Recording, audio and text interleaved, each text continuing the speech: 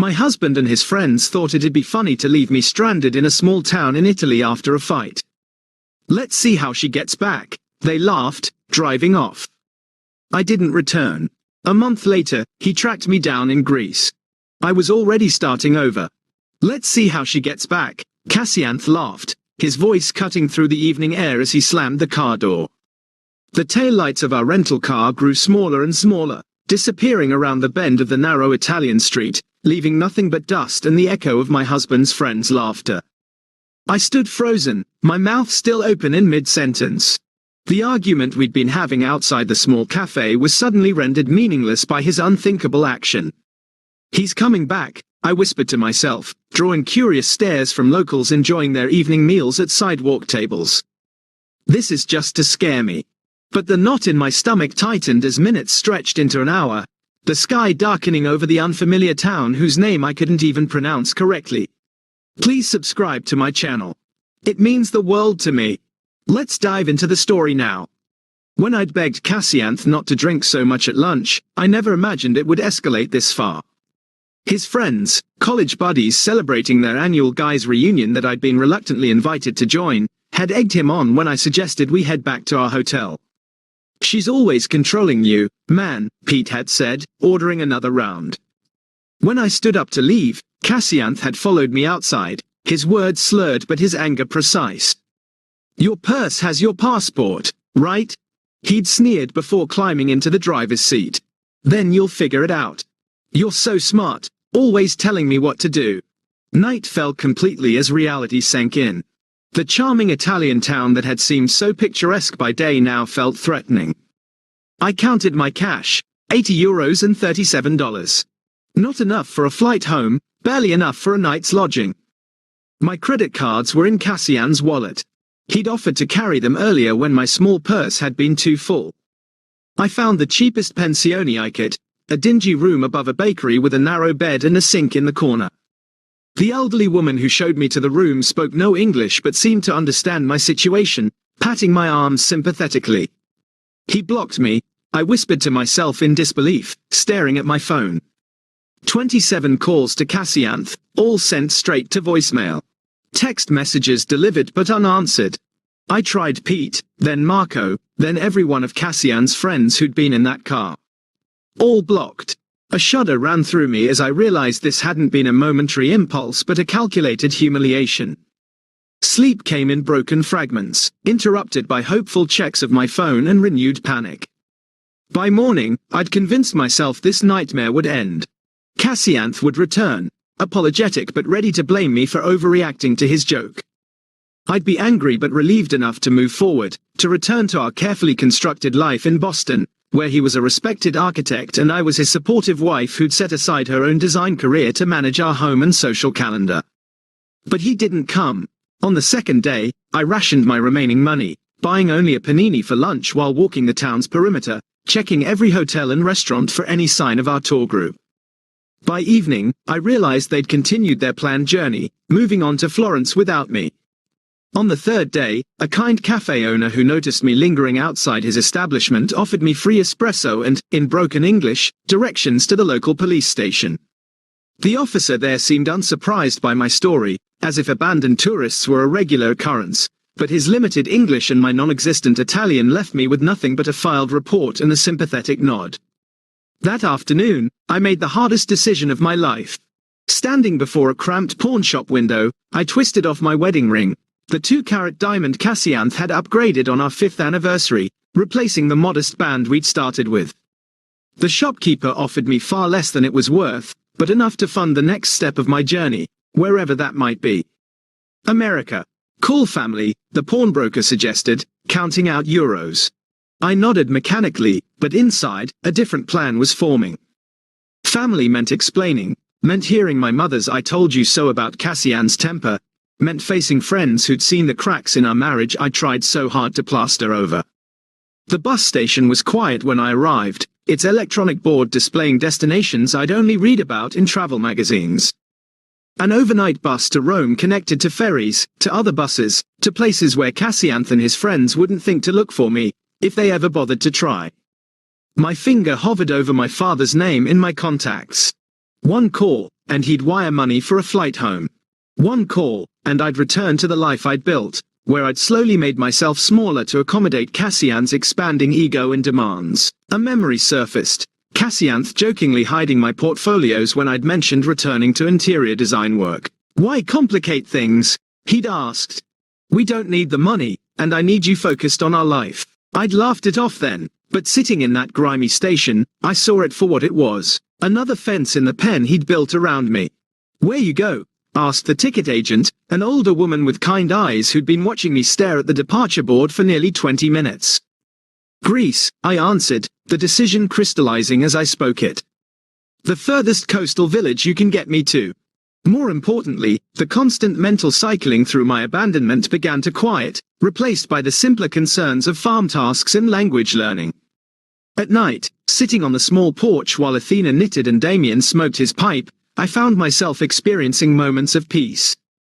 The betrayal still cut deep, but here, surrounded by ancient olive trees and the rhythm of rural life, it began to feel less like the end of my story and more like an unexpected chapter.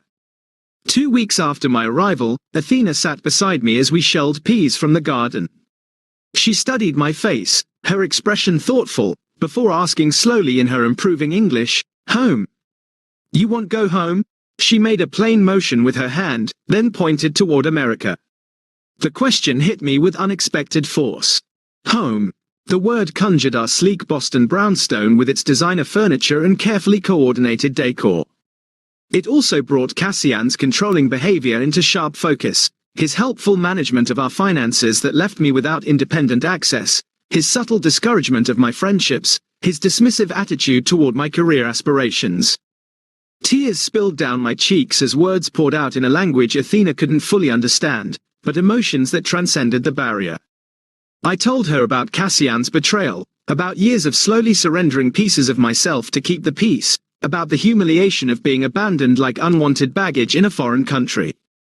Athena's weathered hand covered mine as I spoke. When I finished, she pointed to her heart, then to the farm around us, and finally to me. The message was clear. I had a place here if I wanted it. "Work," I said carefully, mimicking Damien tending the olive trees. "I stay. I work." Athena's smile bloomed like the sunrise over the Aegean. She nodded, squeezing my hand before returning to the peas as if we'd just agreed to something as simple as tomorrow's menu rather than a complete redirection of my life. My decision to stay marked the beginning of my education in olive farming. The very next morning, Athena shook me awake while stars still dotted the sky, handing me work clothes and sturdy boots that had belonged to Sophia. Half asleep, I followed her and Damien to the grove, where the first hint of dawn barely illuminated the ancient trees. "Elise," Athena said, pointing to the fruit-laden branches. She demonstrated the proper technique, gently combing the branches with wooden rakes to release the olives onto nets spread below. My first attempt sent twigs and leaves showering down along with precious few olives, earning me a patient correction from Damien. By mid-morning, the sun blazing overhead, my shoulders burned with exertion, and my city's soft hands had developed their first blisters. "Boston lady hands," Athena teased gently, examining my palms at lunch break. She disappeared into the house, returning with a homemade salve that smelled of herbs and beeswax. The cooling relief was immediate as she spread it across my raw skin. "Tomorrow better," she promised. And surprisingly, she was right. Each day brought improvement. My technique refined, my strength built, my hands toughened. Within weeks, I could work alongside them for hours without complaint, taking pride in the growing piles of harvested fruit. The sorting process proved even more demanding than the harvest. Seated at a long table under the shade of a pergola, we meticulously separated the olives by quality, the perfect ones destined for the premium oil, slightly blemished for second grade, damaged ones for soap making. Athena watched me with hawk eyes at first, correcting my mistakes with gentle nudges. Gradually, her corrections became less frequent as my eye developed for the subtle distinctions. "You learn fast," Damien commented one evening, his broken English improving alongside my rudimentary Greek. It was the highest compliment he'd paid me, and warmth spread through my chest at his approval.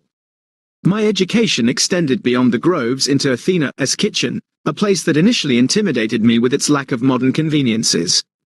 In Boston, I'd considered myself a decent cook, capable of following recipes from gourmet magazines for dinner parties that impressed Cassian's colleagues. But Athena's cooking involved no measuring cups or precise temperatures, just generations of knowledge passed through hands and observation. "Watch," she'd say, kneading dough for bread with practiced motions.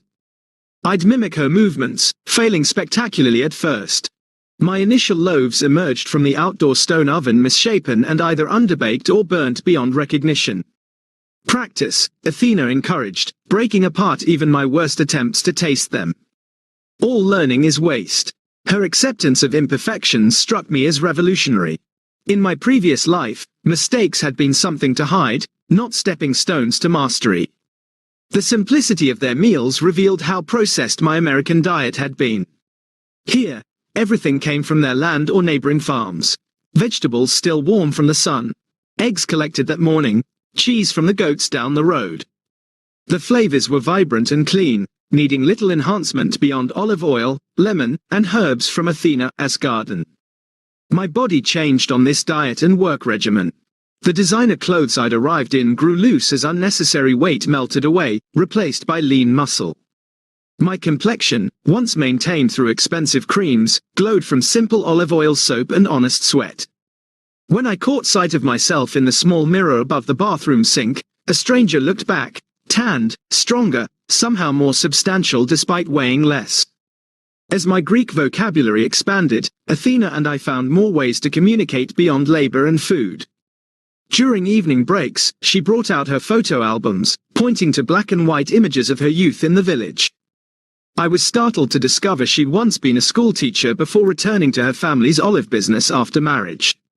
"You?" she asked, mimicking typing on a keyboard. I took out my phone, showing her photos of my interior design projects from before marriage, the career Cassian had dismissed as a hobby. Athena studied them with genuine interest, pointing to elements she liked and making appreciative sounds. "Beautiful thinking," she said, tapping her temple. Her validation of my creative work brought tears to my eyes. Such simple acknowledgement, yet something Cassian had gradually withdrawn as our marriage progressed. One rainy afternoon, Athena taught me to knit, her patience endless as I dropped stitches and created uneven rows. My first completed project was a simple scarf, lumpy and imperfect, but entirely made by my hands. I wrapped it around my neck with more pride than I'd felt wearing the designer cashmere Cassian had given me for Christmas. Other handmade possessions followed. A clay mug formed under Damien's guidance, a woven basket I learned to make from a neighbor. Each item represented hours of learning and connection, carrying stories that no purchased luxury ever could. My collection grew as my attachment to material perfection diminished. I watched the community ritual with a lump in my throat. The elderly priest noticed my presence and made a point of greeting me afterward, switching to halting English learned during seminary in Athens. "You bring new life to Old Grove," he said, his rheumy eyes twinkling. "Good for Village. Young people leave for Athens, for America. Village needs new blood." His acceptance seemed to remove the last barrier. Invitations flowed more freely after that, to name day celebrations, impromptu gatherings at the beach, even a village committee meeting about the upcoming summer festival. Each event wove another strand into the web of connection holding me in place. Daphne, the weaver whose stall stood beside ours at the weekly market, became a particular friend. 40-something and widowed young, she possessed a sharp wit and pragmatic outlook that reminded me of my college roommate. Our conversations, conducted in my improving Greek and her excellent English, ranged from business strategies to village gossip to more personal reflections. "You never speak of America," she observed one quiet afternoon as we packed up our unsold goods. "Family there? Friends?" The question pierced me unexpectedly. I'd grown so focused on building my new life that I'd pushed thoughts of my old one aside. "My parents died years ago. A few friends, but..." I trailed off, realizing how Cassian had gradually isolated me from my support network, always finding reasons why my college friends were problematic or work colleagues were using me. Daphne nodded knowingly. "The husband who left you in Italy. You never say his name." "Cassian," I said, the syllables feeling foreign on my tongue after months of silence. "His name is Cassian. And he never searched for you?" Her directness was refreshing after months of Athena and Damien's gentle avoidance of the topic. I don't know, I admitted. I haven't checked my phone. I gestured vaguely. I'd powered it on occasionally to take photos but had abandoned my American email and social accounts, unwilling to confront whatever might be waiting there. Daphne's raised eyebrow challenged me. Perhaps time to look. Not for him, for you. To close the door properly. Her words stayed with me. That evening, after helping Athena prepare dinner, I retreated to my room and powered up my old phone, connecting to the farmhouse's basic Wi-Fi. With trembling fingers, I logged into my long-neglected email account. Hundreds of unread messages filled the screen. Scanning the senders, I spotted several from old friends, their subject lines evolving from casual check-ins to concerned inquiries. A surge of shame washed over me. I'd disappeared from their lives without explanation, just as thoroughly as I'd vanished from Cassian's. A thread from my former design mentor caught my eye. Job opportunity, followed by increasingly urgent follow-ups. Opening it revealed she'd recommended me for a remote consulting position with a sustainable building materials company. The final email, dated just 2 weeks earlier, indicated the position was still open if I was interested. Before I could consider this unexpected bridge to my former life, another email sender froze my fingers on the screen. Cassianth Davis, with the subject line, "I know where you are." The timestamp showed it had arrived just hours earlier. Heart pounding, I clicked it open. Alexis, it's taken months and a private investigator, but I've finally tracked you to that backwater in Greece. This has gone on long enough. I'm coming to bring you home and end this ridiculous tantrum. My flight lands in Athens on Thursday. Be ready. 3 days from now. The room spun around me as panic and anger collided in my chest. How dare he? After abandoning me, after months without a word, he expected to simply collect me like misplaced luggage. I stumbled downstairs, the phone clutched in my hand. Athena looked up from the account ledger spread across the kitchen table, her smile fading as she registered my expression. Bad news from America? She asked gently. Cassianth, I managed. He's coming here. Thursday. Athena's eyes narrowed slightly. She reached beneath the ledger and pulled out an envelope, sliding it across the table toward me. Good timing then. Was waiting for right moment.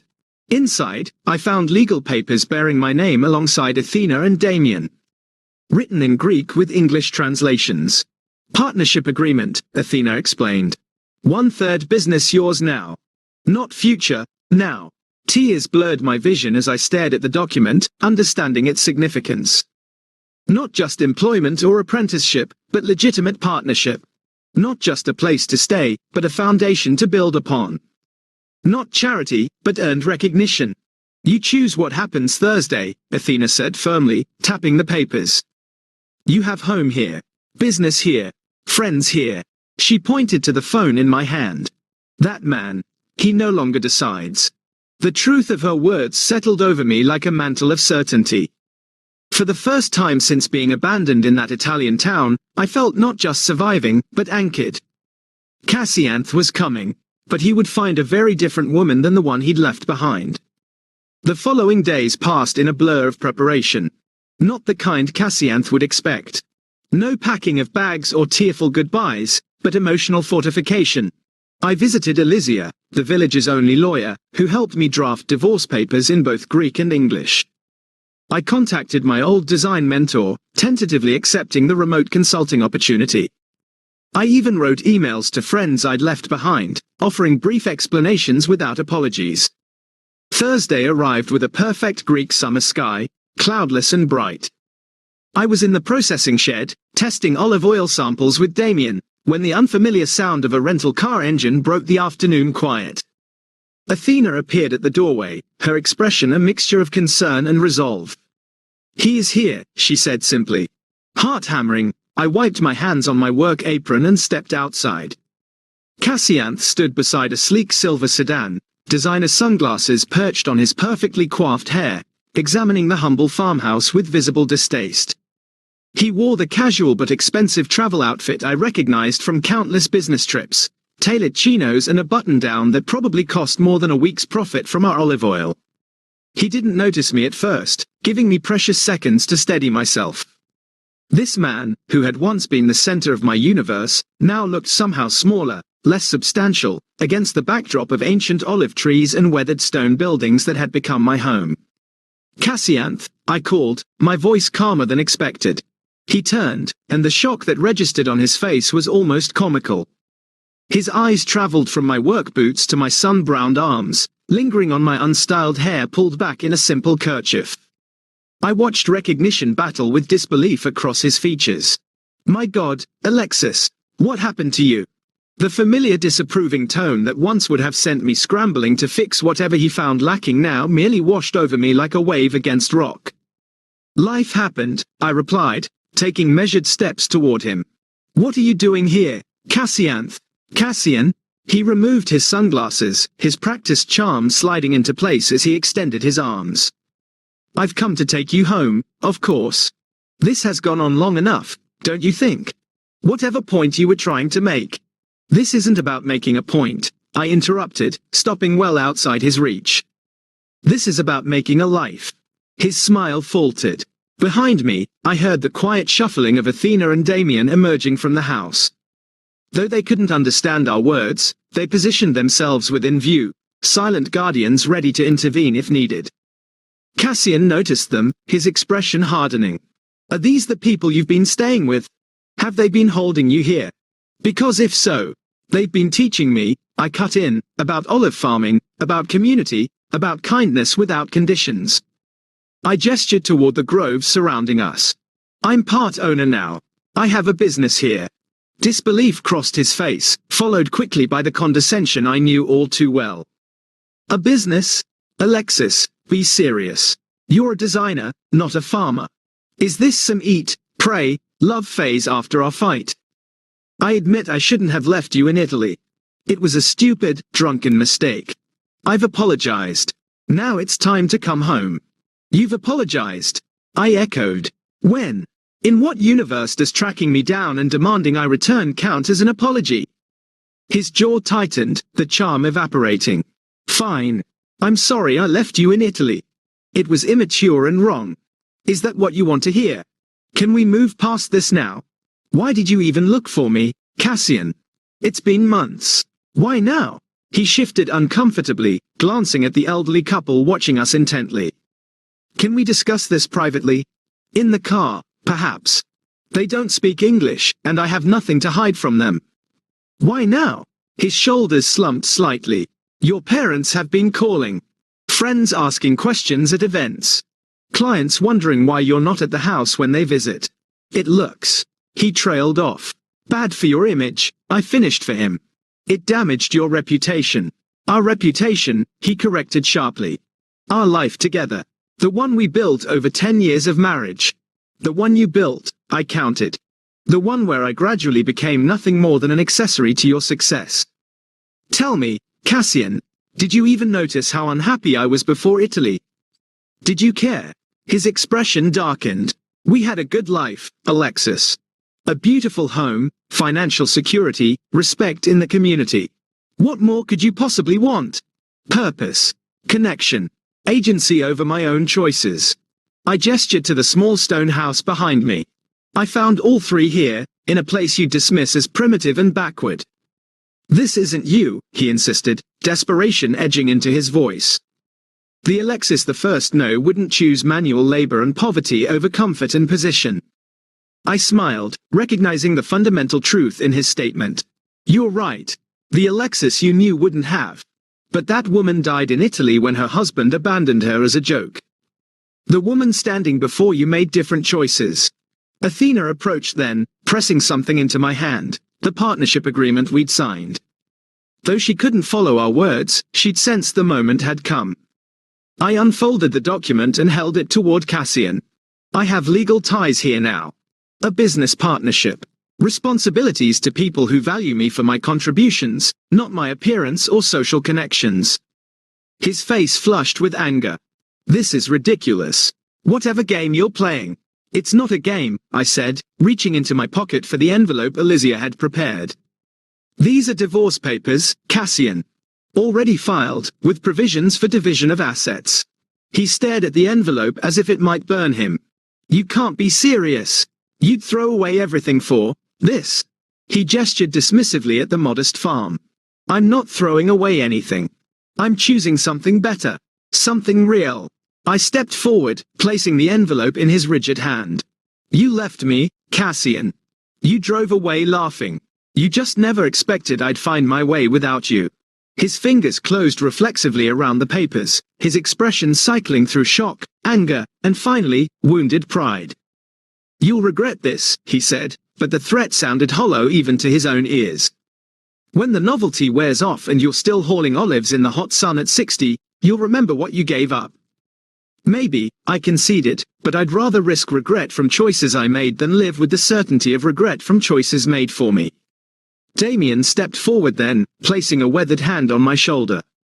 Though he couldn't understand our exchange, he recognized the conclusion in our body language. He said something in Greek to Cassian, his tone firm but not unkind. What did he say? Cassian asked, his voice smaller now. He said the road back to Athens is dangerous after dark. You should leave now to reach the city before nightfall. Cassian looked between us, finally registering that this wasn't a negotiation or a rescue. It was a goodbye. Without another word, he returned to his rental car, the divorce papers clutched in his hand. As the vehicle disappeared down the dirt road, Athena slipped her hand into mine. Together, the three of us turned toward the house. My house now, too. The evening's work awaited, oil samples to catalogue, dinner to prepare, tomorrow's market inventory to check. My husband had once abandoned me in a foreign country, assuming I'd be helpless without him, assuming I'd come crawling back once I'd learned my lesson. Instead, I'd found fertile ground to plant new roots, stronger and deeper than he could have imagined. Sometimes the cruelest actions yield the greatest gifts. In trying to break me, Cassian had accidentally set me free.